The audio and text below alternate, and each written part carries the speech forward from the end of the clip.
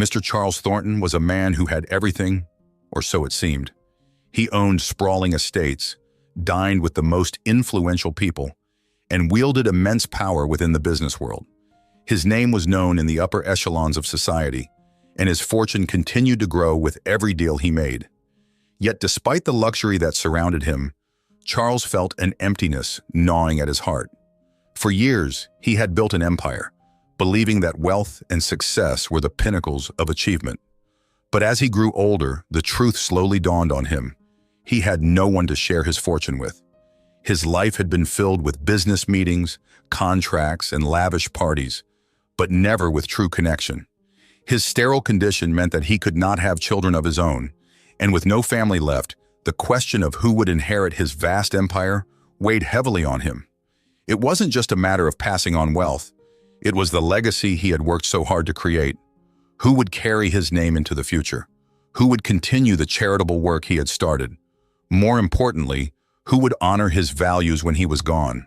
The more he thought about it, the more he realized that the people in his circle were consumed by the very greed he despised. His business partners, acquaintances, even some of his so-called friends had their eyes on his fortune, each eager to claim a piece of his empire. They masked their intentions with polite smiles and courteous words, but Charles, with his years of experience, could see through them. He knew that none of them were worthy of his inheritance. Determined to find someone who truly deserved his wealth, Charles devised a plan, something that no one would expect from a man of his status. He would step out of his gilded world and into the streets, disguised as a beggar, to observe the people who lived on the fringes of society. His intention was to find someone who possessed the qualities that money couldn't buy: kindness, compassion, and a generous heart. He was searching for someone who could see beyond material wealth and understand the deeper values of life. The transformation was drastic. Gone were the tailored suits and polished shoes. In their place were tattered clothes, worn shoes with holes in the soles, and a scruffy appearance that made him indistinguishable from the many homeless souls who wandered the streets. Charles spent days preparing for his new role, rehearsing how to walk, speak, and blend in with those who lived in poverty. It wasn't just an experiment for him. It was a journey into a world he had never truly known. The first time Charles stepped onto the streets in his beggar's disguise, he was struck by how invisible he had become.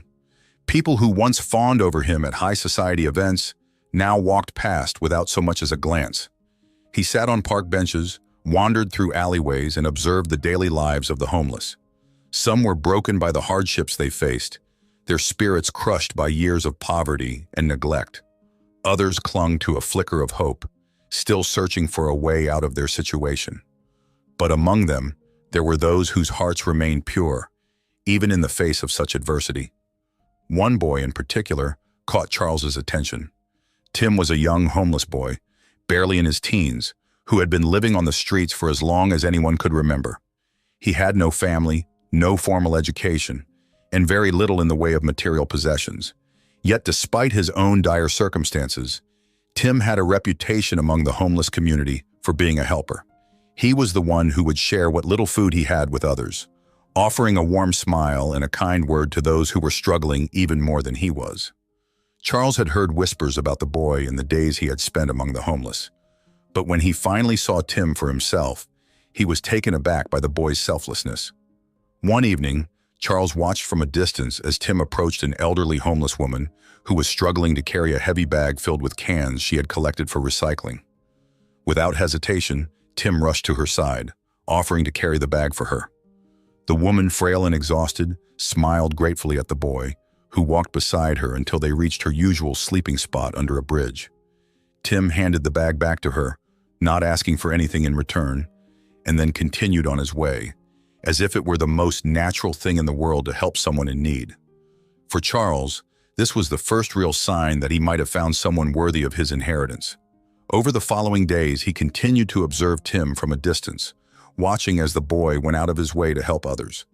He saw Tim give away a sandwich he had been saving for himself to another homeless man who hadn't eaten in days. He saw him spend hours comforting a fellow street dweller who had just lost her dog, the only companion she had left. And each time, Tim did these things with no expectation of reward or recognition. His actions were driven purely by kindness, something that Charles hadn't seen in many people, rich or poor. As the days went on, Charles grew more certain that Tim was the one he had been searching for, but he wasn't ready to reveal himself just yet. He needed to be absolutely sure. He needed to see if Tim's kindness extended beyond random acts of charity. Charles decided to test the boy, placing small obstacles in his path to see how he would respond. One evening, as Tim was walking through a park, Charles, still disguised as a beggar, pretended to fall and injure his leg. Tim, true to form, rushed to his side, helping him to his feet and offering to walk him to a nearby shelter. Charles thanked him and assured him he would be fine. But the test had been successful. Tim's kindness wasn't limited to those he knew. It extended to strangers as well. Charles watched Tim as he continued to live his life on the streets, day in and day out. He had seen enough. This boy, who had nothing to his name, had the heart and soul of someone who understood the true value of wealth, not in terms of money, but in terms of the impact one could have on the lives of others. Charles knew that Tim was the one who would carry on his legacy, not because of his need for material wealth, but because of his innate goodness. The decision was made. Charles Thornton, the millionaire who had spent his life building an empire, had found his heir, not in the glittering halls of high society, but in the humble streets where kindness and compassion still thrived. With this realization, Charles prepared to take the next step, revealing his true identity to Tim and offering him a future he had never dreamed of. The days passed, and as Charles Thornton continued to observe Tim, his admiration for the boy deepened. Tim's life on the streets was far from easy, yet there was something remarkable about the way he carried himself. Despite having nothing, he was always willing to share the little he had, offering warmth and kindness to those around him. It was a quality that seemed increasingly rare in the world Charles had grown accustomed to, a world driven by greed, self-interest, and competition. Here was a boy who, despite his desperate circumstances, still chose compassion over survival. Charles had first noticed Tim one evening when the boy was sitting by a broken fountain in the park, a piece of stale bread in his hand. Tim had taken a bite when a stray dog approached, its ribs showing through its dirty fur, obviously hungry. Without hesitation, Tim tore the bread in half and offered a piece to the dog. It wasn't much, but it was all he had. The gesture seemed simple on the surface, but it struck a chord with Charles. He had spent his entire life surrounded by people who had more than they needed, yet they rarely shared it. Here was Tim, with nothing, yet willing to give what little he had. From that moment, Charles had been fascinated by Tim. He watched from a distance, intrigued by the boy's small acts of kindness. One chilly morning, Charles saw Tim offering to help an elderly woman struggling with her shopping bags. The woman, her back bent from age, was trying to cross the street, her hands full of groceries. Most people hurried past her, too busy with their own lives to stop and offer help. But not Tim. He didn't ask for anything in return. He simply took a few of her bags and walked her to the other side of the road. The woman thanked him, her face lighting up with gratitude. Then there was the time when Tim encountered another homeless man, much older and frailer than himself. The man was sitting in a corner, coughing violently, too weak to even stand.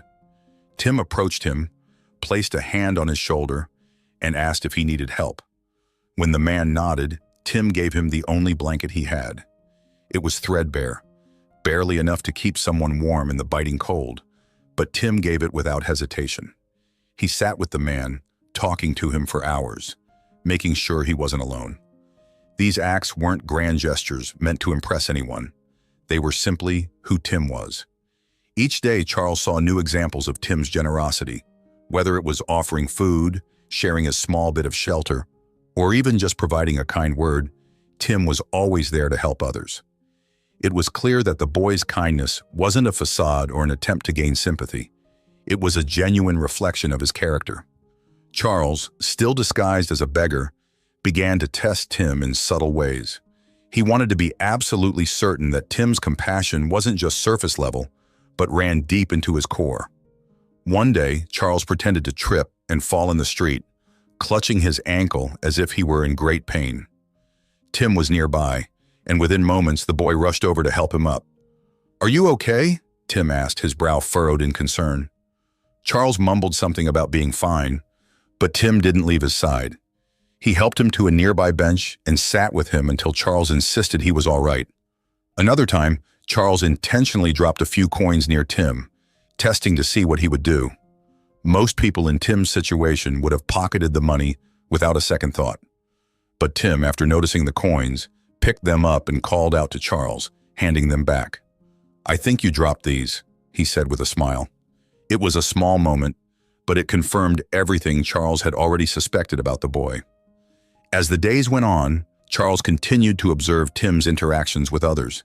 It wasn't just the way he helped those in need, but the way he treated everyone with dignity and respect. Whether it was an old man in tattered clothes or a wealthy passerby, Tim treated everyone the same. He listened when people spoke to him, offering kind words and encouragement where he could. Charles could see that Tim's kindness came from a place of deep empathy, a natural understanding of what it meant to be in pain or to struggle. But it wasn't just Tim's actions that impressed Charles. It was his attitude. The boy rarely complained about his situation. He didn't seem bitter or angry at the world, despite the hardships he faced. Instead, he carried himself with quiet resilience, always finding a way to make the best of his situation. Even when it rained and he had no shelter, Tim would sit under an overhang, his arms wrapped around his knees, offering a smile or a nod to those who passed by. Charles watched as Tim interacted with the other homeless people in the area, many of whom looked up to him despite his young age. Tim had become somewhat of a leader among them, not because he sought power or control, but because people trusted him. He was a source of comfort and strength for those around him, always willing to listen and offer support. It was clear that Tim had a natural ability to inspire others, even in the bleakest of circumstances. For Charles, each day of observation only strengthened his resolve. Tim was unlike anyone he had ever met in his world of luxury and wealth. The boy's kindness wasn't just a series of isolated incidents. It was a way of life. He embodied the qualities that Charles had been searching for in an heir: selflessness, compassion, and an unwavering sense of morality. Charles knew that his decision was the right one. Tim was the person he had been looking for, the one who deserved to inherit his fortune and carry on his legacy. The only question that remained was how to reveal his true identity to Tim and explain why he had been watching him. Charles knew that this revelation would be life-changing, not just for Tim, but for himself as well. After all, in observing Tim's acts of kindness, Charles had found something he had long forgotten: hope. The day Charles had been waiting for had finally come. After weeks of silently observing Tim and testing the boy's character, he knew it was time to reveal the truth. Tim had shown kindness and selflessness at every turn, proving himself to be everything Charles had hoped for in an heir. It wasn't just Tim's actions that convinced him, but his consistency. Whether faced with hardship, hunger, or the indifference of the world, Tim remained steadfast in his generosity. Now it was time for the boy to learn that his life was about to change forever. Charles sat on a weathered park bench, still dressed in his beggar disguise. His appearance was ragged, with torn clothes and a matted beard, just as it had been every time Tim had seen him. Despite his immense wealth and influence, Charles had spent weeks living as a beggar, blending in with the people he normally passed by without a second thought. But this time, he wasn't just pretending to be poor.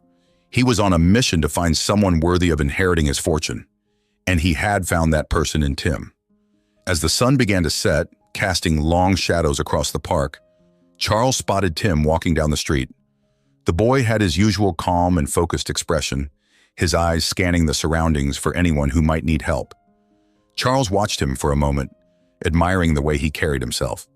Despite his youth, Tim had an air of quiet strength about him, a determination that had been forged through years of hardship. Charles had never met anyone like him before. "Hey, Tim!" Charles called out, waving as the boy approached. Tim smiled warmly when he saw Charles sitting on the bench. He had seen the old beggar many times before, and always made sure to stop and chat with him, offering what little he had in the way of food or company. To Tim, Charles was just another person in need, someone who, like him, had been dealt a difficult hand in life. He had no idea that the old man was anything but what he seemed. "Hi there," Tim said, sitting down next to Charles on the bench. "How are you doing today?" Charles smiled, touched by the boy's concern. Even now, when Tim had nothing, he was still thinking of others. "I'm doing all right," Charles replied, "but I've been thinking about something lately. Do you ever wonder what you'd do if things were different? If you had more?" Tim raised an eyebrow, unsure of what Charles was getting at. "What do you mean?" Charles leaned forward, resting his elbows on his knees. "I mean, if you didn't have to worry about food or shelter, if you had the means to do whatever you wanted, what would you do then?" Tim thought about the question for a moment. He had never let himself dream too big. His focus had always been on surviving the day-to-day struggles of life. But as he considered Charles's question, a faint smile crossed his lips. "Well," Tim began, "I guess if I didn't have to worry about myself, I'd want to help other people. You know, people like us. People who don't have a lot but still try to make the best of things. There are so many people out there who need help, and I've always wished I could do more for them." Charles felt a swell of emotion as he listened to Tim. It was one thing to observe acts of kindness, but hearing Tim articulate his desire to help others, even when he had nothing, confirmed everything Charles had suspected about the boy's heart. "You've already done so much for people," Charles said, his voice softer now, "even when you don't have much yourself." Tim shrugged modestly. "I just do what I can. I figure if we all helped each other a little more, the world wouldn't be such a bad place." Charles nodded, feeling a lump form in his throat. It was time. There was no reason to delay any longer. "You know, Tim," Charles began, his voice trembling slightly, "I haven't been completely honest with you." Tim looked over at Charles, confused. "What do you mean?" Charles straightened up, suddenly feeling the weight of the moment. He had spent years in boardrooms and at lavish parties, but nothing had ever felt as important as this conversation. Taking a deep breath, he pulled off the ragged cap he'd been wearing, revealing his neatly trimmed gray hair beneath. Then he slowly removed the fake beard that had obscured his face for weeks. Tim's eyes widened in shock as he stared at the man sitting next to him. He no longer looked like the beggar he had seen in the park every day. In fact, he looked familiar. "I'm not who you think I am, Tim," Charles said, his voice steady now. "My name is Charles Thornton. I'm a businessman, one of the wealthiest men in the city, and for the past several weeks I've been watching you." Tim's mouth fell open, but no words came out. He was too stunned to speak. This man, this beggar he had been helping, was actually a millionaire? "I've been searching for someone," Charles continued, "someone to leave my fortune to. I've spent my life building an empire, but I don't have any children. No one to pass it on to. And I realize that money isn't worth much if it's not in the hands of someone who deserves it, someone who will do good with it. That's why I disguised myself as a beggar. I wanted to find someone who didn't care about wealth or power. Someone like you." Tim finally found his voice. I don't understand. Why me?" Charles smiled, his eyes filled with admiration for the boy sitting beside him. "Because I've seen the way you live, Tim. You give everything you have to help others, even when you have nothing. You have a heart of gold, and that's what matters. I've watched you share your food, your time, and your kindness with everyone around you. You're the kind of person the world needs more of." Tim was still struggling to process what he was hearing. This couldn't be real. "So, you're saying you want to give me your fortune?" Charles nodded. "I want to leave everything to you, Tim. Not just the money, but my company, my legacy. I want you to use it to make the world a better place, just like you've been doing on a smaller scale all this time." Tim's heart raced as he tried to comprehend the enormity of what Charles was offering. He had spent his entire life with nothing, and now, out of nowhere, he was being told that he could have everything. "I don't know what to say," Tim whispered, his voice barely audible. "You don't have to say anything right now," Charles replied gently. "I know this is a lot to take in, but I want you to know that I believe in you. You're exactly the kind of person I've been searching for." Tim looked down at his hands, still unsure if he could trust what was happening. But as he thought back over the weeks he had spent with Charles, something began to shift inside him. This man had seen the worst of his life and had still chosen him, not because of what he could offer, but because of who he was. Finally, Tim looked up, meeting Charles's gaze. "If you really think I can do it, then I'll try my best." Charles smiled, his heart swelling with pride.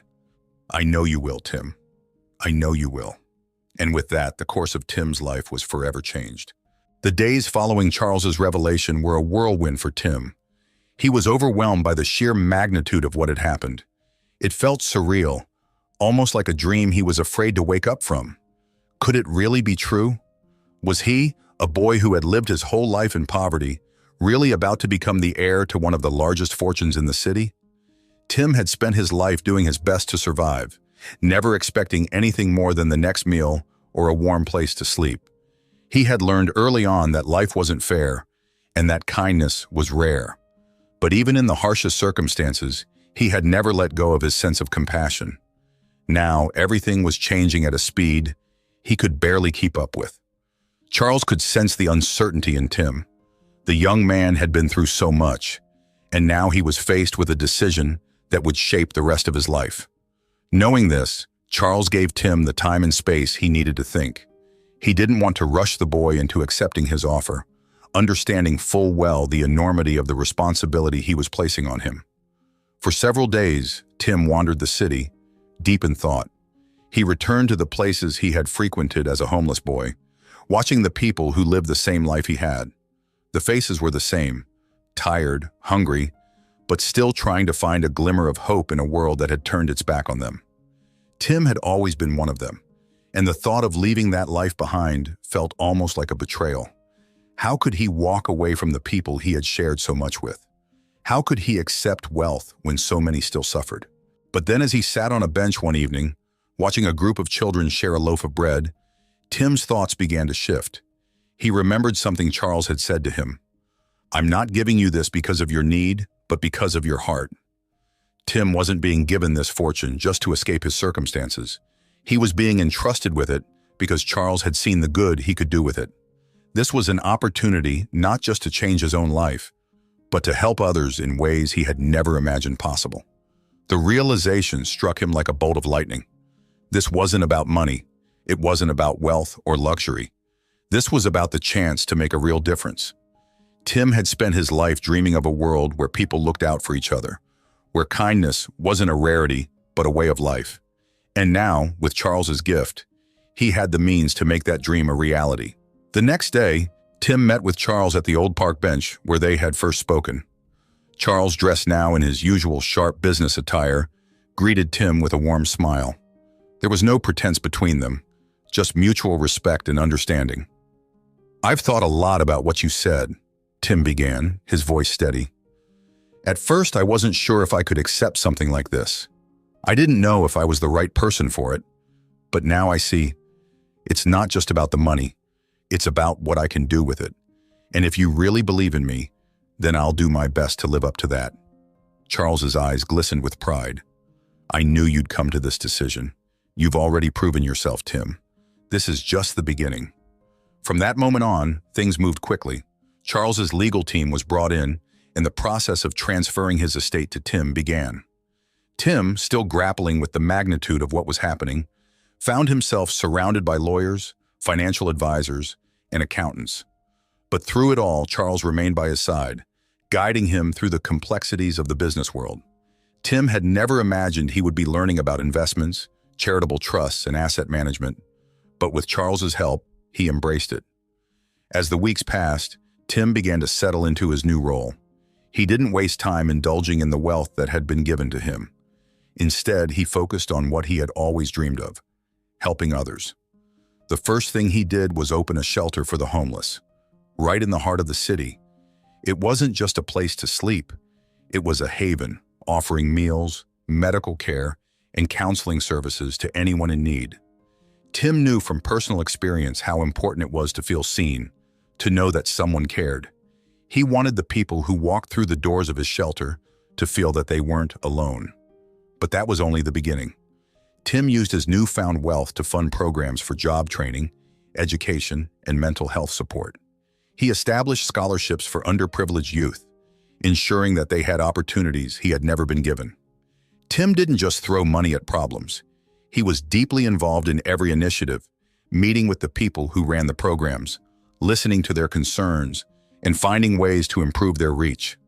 His hands-on approach won him the respect and admiration of both the people he helped and the community leaders who had once dismissed him as just another poor boy on the streets.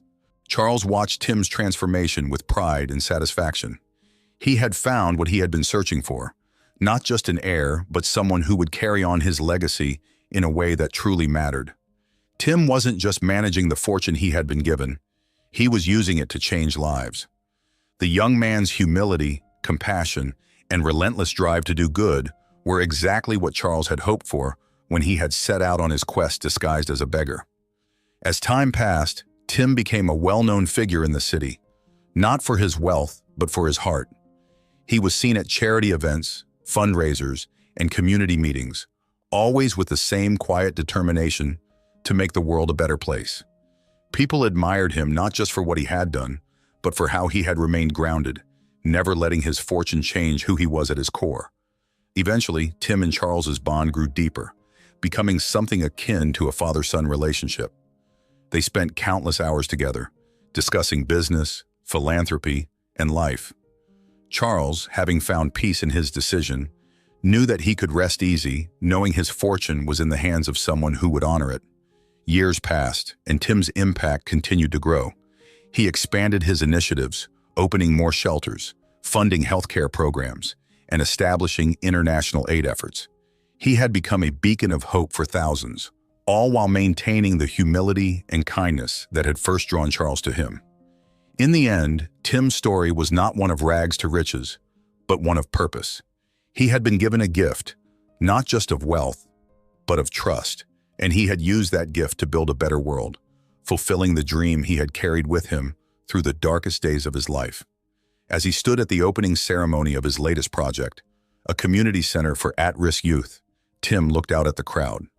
There were familiar faces among them, people who had been with him since the beginning, people he had once shared bread with on the streets.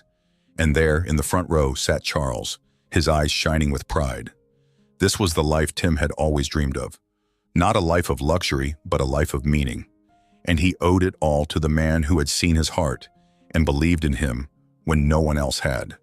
It was truly a new beginning. If you enjoyed this story and want to hear more like it, don't forget to give this video a thumbs up and subscribe. Let me know in the comments what you thought about the story and share any themes or ideas you'd like to hear in future stories. Your feedback means the world to me. Thanks for watching.